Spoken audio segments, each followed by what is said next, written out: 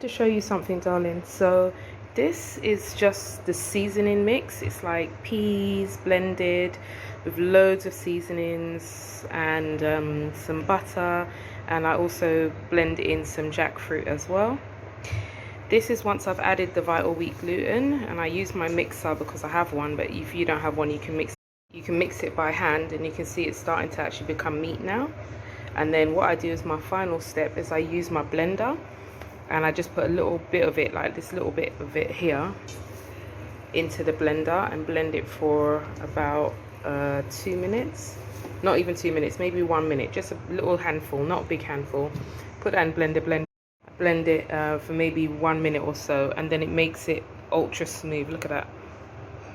So when I'm done, I'm gonna plait it together like in the video I sent you, and then that's gonna basically be meat. So this is about 3 pounds for 1 kilo in my country, and it will do enough meat for 2 people for probably 3 weeks easily.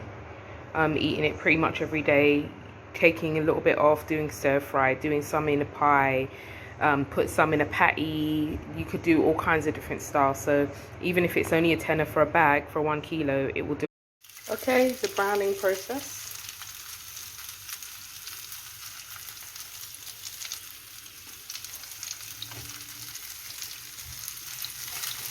And you want to make sure it's brown on all sides. Don't burn it, but just make sure it's brown on all sides, all 4 sides. It's all easy. Anyway, so now I finished frying it. I've got my broth. This is rosemary, thyme, garlic, some vegetable broth that I make at home, but obviously you can make it from wherever you want. Just gonna put a little bit on top, and I will use this. Got garlic and all kinds of stuff in it, and I will use that throughout the cooking process. And then probably every 20 minutes or so, I'll open the oven quickly, turn it over, and then just make sure the other side is moist and just keep it going. So yeah, that's it. Just basically treat it like meat. Cook it for 2 hours, and it should be good. Okay, so this is still cooking. This is about 25 minutes in. Oops, ouch, hot. I already turned it over. You can see it looks more meaty. You can start seeing some of it is developing here. You see that? But it's not cooked yet, but you can see the development of the meat texture. So I'm gonna keep that in. I've already turned it over. I put some more of the gravy type thingy on it, and that's it. Maybe 20 more minutes, I'll turn it over again. Okay, so this is about 25 minutes later. I'm getting tired now, so excuse my voice, but just turning it over, you can see it's starting to look like meat.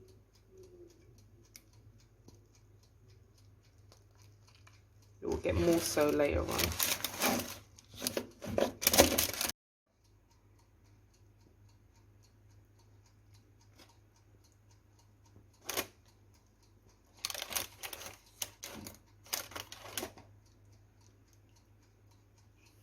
Let's put that back in another 20 minutes and turn it up. Okay, 20 minutes more. I'm turning it over. You can see it's getting nice and meaty. It's more firm now.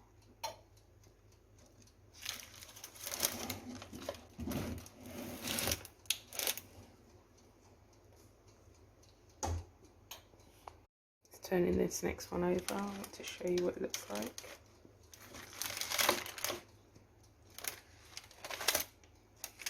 Looking more like meat. Big pieces.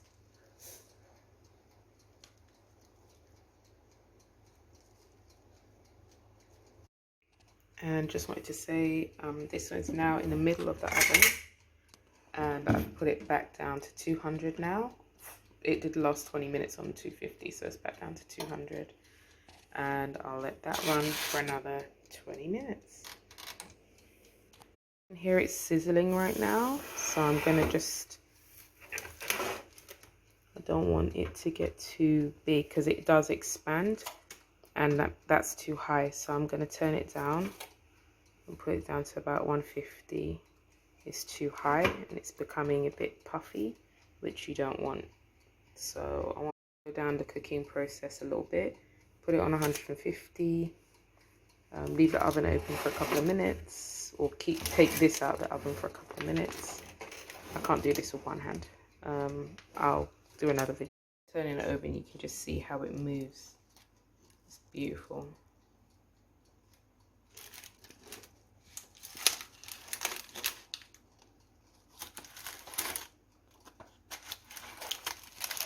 And it will get better when it rests as well. So I'm kind of happy with that so far. So I'm tired, so I'm going to just basically leave it as it is now. You can see it looks good. I've just turned it over. I put the last of the gravy on it, and I'm just going to basically cover it and leave it. And the heat in there will continue the cooking process. And tomorrow I'll just tear it into strips, and then when I want to cook it, I'll put it in the air fryer. It'll be fine because it's been cooking for a while.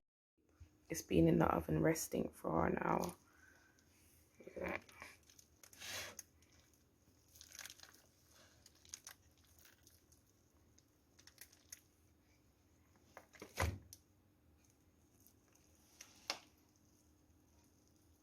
It's ready. It doesn't need to cook more.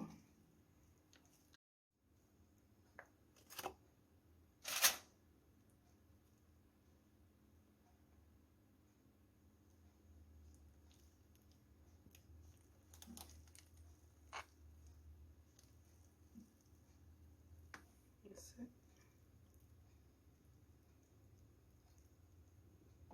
The next morning, about 5 hours after I left it to cool, I just put it on for 30 more minutes, and as you can see, it is, oh, I put 30 minutes and then I did a little bit more of this gravy broth thing.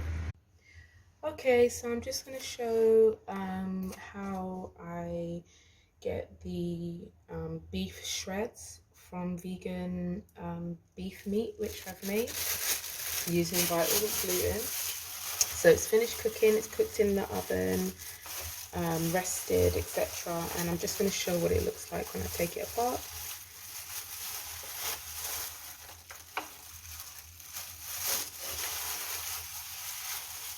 I'm just going to kind of rip it apart a little bit just so I can get, okay. I'm just going to show what that looks like. Beautiful shreds.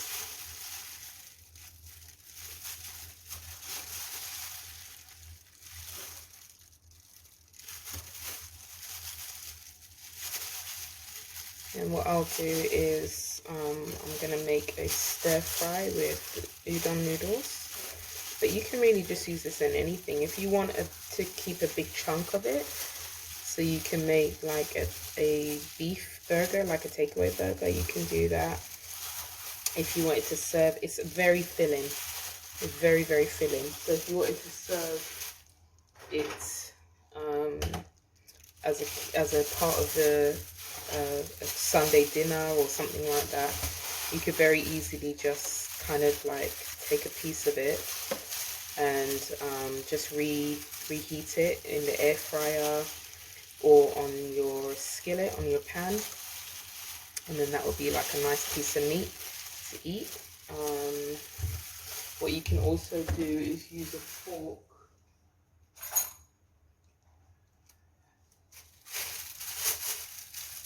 to get the shreds. It's better to do it this way, or tearing it, than cutting it. Cutting it gives it a different, with a knife, gives it a different kind of texture. But using the fork kind of gets the shreds to come up nicely.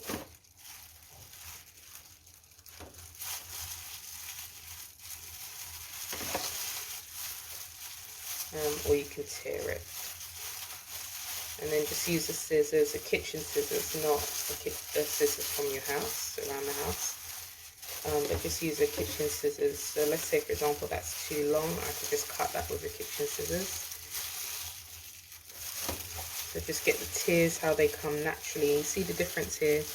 I cut that part, so you see it's like that's the cut, and this is the difference between a cut and a tear. It just kind of falls different. It's nicer.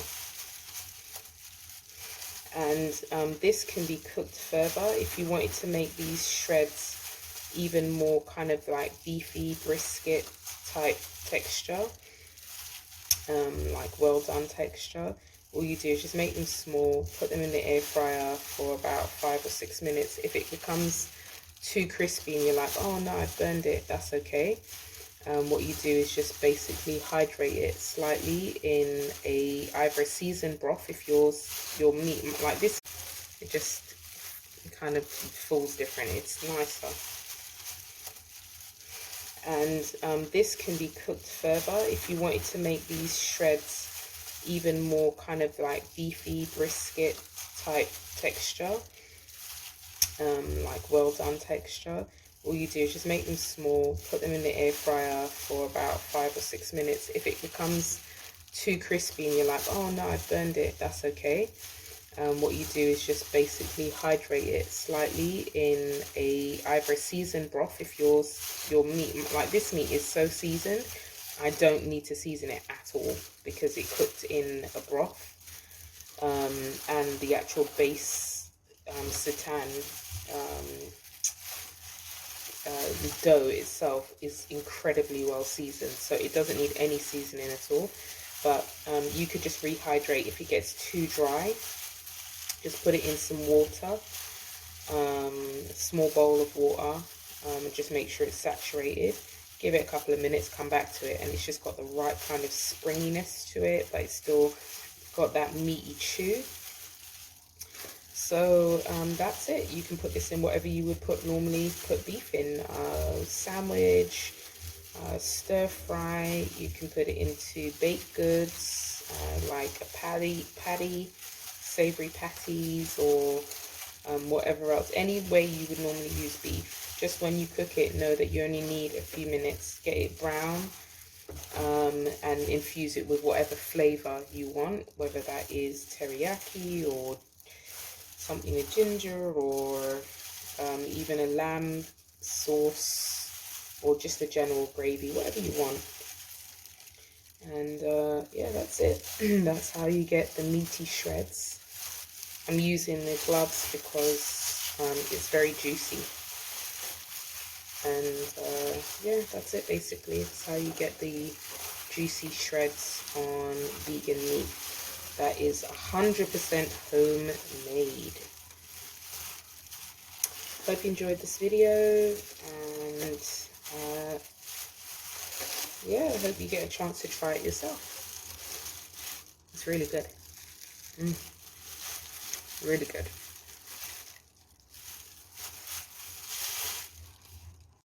Just wanted to show the beef. Once it's shredded, this is what it looks like. Just amazing shreddy little pieces. The texture, it's got a nice bit of bite, but it's not over chewy. It's really, the texture is just wild. It's really, really good. And my friends who eat meat actually like for me to make food with this. So it's really, really good. It keeps incredibly well in the fridge and freezer. If you shred it, you can just put it in the freezer and it will last for ages, maybe even a month or more. What I would suggest is you do the oven, you bake it, you shred it, and only after it's like at this perfect consistency, that's when you take it out of the oven. But I'm going to try and make a video that explains the process. Maybe I'll try to put together my YouTube video of all the steps that I did to get to this this step. I don't really have a channel, but I'm going to try and do it just to show you guys what to do and how it looks. All right.